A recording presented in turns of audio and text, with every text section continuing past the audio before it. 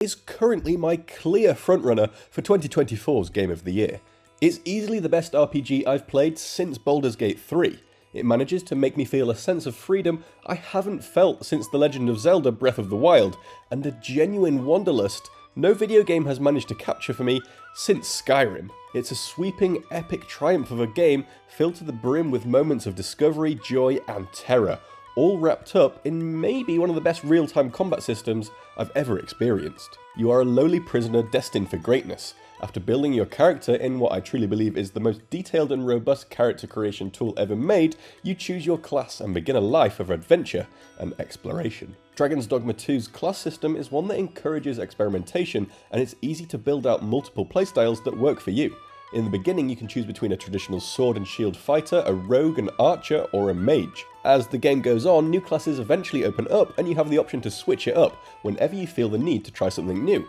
Naturally, the more you play as any one class, the more you'll rank up and earn powerful new skills, so you're encouraged to play around with all of them to find out what works for you. Combat has a wonderful sense of weight to it, regardless of which class you choose. Enemies and allies alike can be sent soaring through the air, or crippled after being butt-stomped by a mighty beast. You can also fling yourself at larger enemies and climb up them to hack away at weak spots, or attempt to bring the foe down so your party can really dig in and do some damage. No two fights ever feel quite the same, and many of them can end in completely unexpected ways. At one point I was fighting a Cyclops when it broke the bridge I was trying to cross. Quite by chance we managed to trip the beast up, causing it to fall and get wedged in the chasm. I simply used the Cyclops as a makeshift bridge and went on my merry way. I was once doing some shopping in the game's first major city when a troll came tearing through the main gate and started smashing up guards. What I thought would be a quick fight with a small group of bandits up in the hills turned ugly when a griffin flew down from the sky and decimated my party. Even camping or fast travel can be interrupted by ambushes if you aren't careful. This is not a game that wants you to feel safe or relaxed. Perhaps my favourite thing about Dragon's Dogma 2 though is that it's really funny. This isn't so much to do with the writing or story, which is primarily a standard dark fantasy with lots of very serious chat of political nature, but the character creation system and pawns are really funny. Not long into the game you'll get to use the character creation tool once more to build your very own pawn.